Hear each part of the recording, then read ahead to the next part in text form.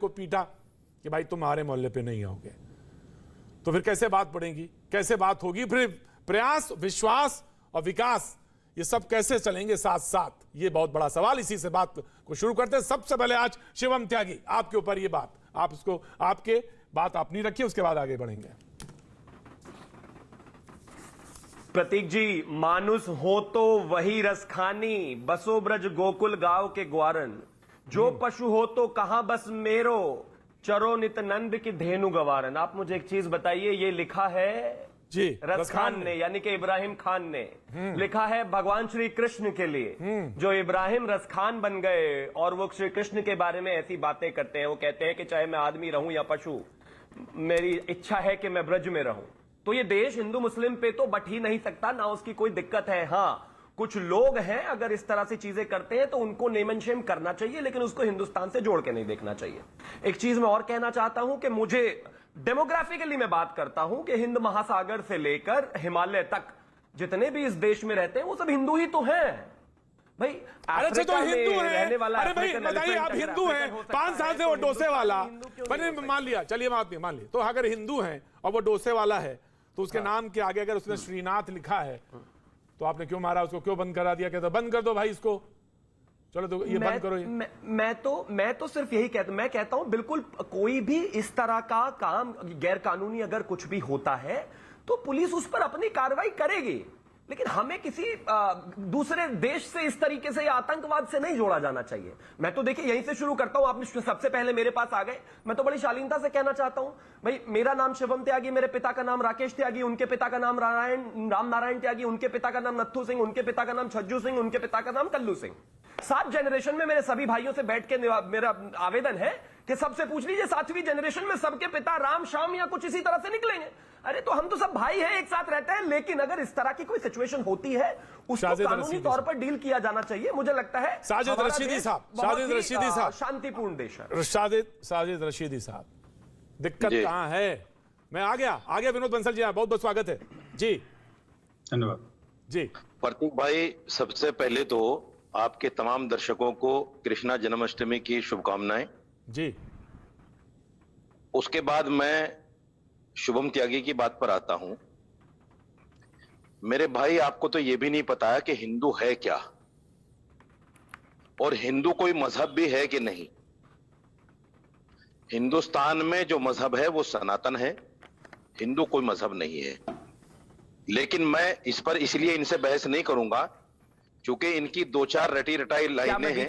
Nathuram Godse, sir मैंने आपको धैर्य से सुना, आप भी धैर्य से सुनिए।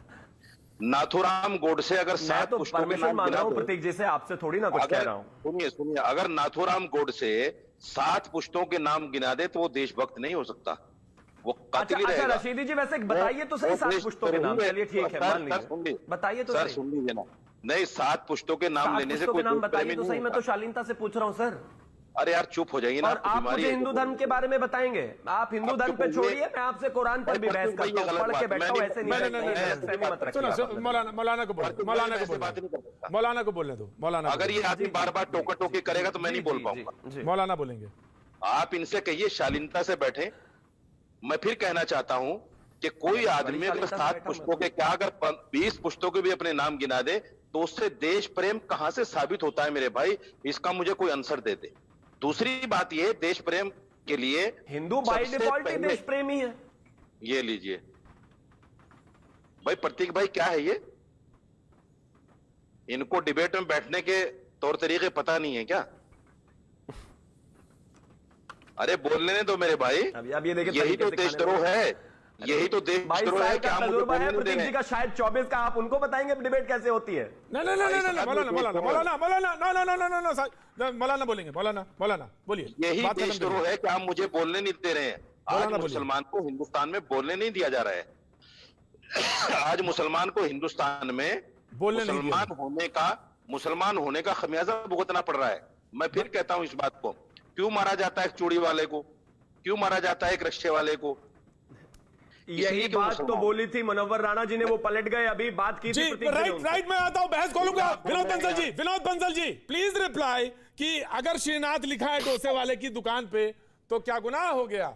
मुझे बताइए, बिल्कुल अगर सब बिल्कुल सारे गुनाह। पुरखे सबके हिंदू हैं, सबके आराध्य राम हैं, सबके वली वही हैं, सबके कर्ता धर्ता वही हैं, तो अगर राम का नाम लिखा है तो उसमें क्या गलत हो गया? बताइए, क्यों डोसे वाले को? जी बताइए। ना प्रतीक जी, देखिए राम के नाम में तो कोई दिक्कत है ही नहीं किसी को। हमारे यहाँ जितने भी मुस्लिम समुदाय के लोग भी हैं वो भी सुबह सुबह उठ करके राम नाम बोलते हैं, ऐसी बात नहीं है। हाँ। हम जब भी मिलते हैं वो राम राम कहते हैं, और निश्चित रूप से हम भी कहते हैं, ऐसी कोई बात नहीं।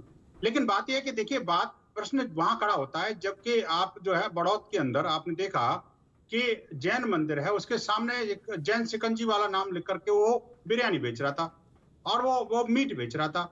और जब लोगों ने पूछा कि भैया ये क्या हो रहा है, तो नाम तो रखा हुआ जैन शिकंजी, और बेच रहा है मीट, जो कि मंदिर के 100 मीटर के दायरे में वो प्रतिबंधित है। तो ये आप इसको ठीक ठीक समझेंगे क्या? प्रतीक जी, वो ठीक नहीं है।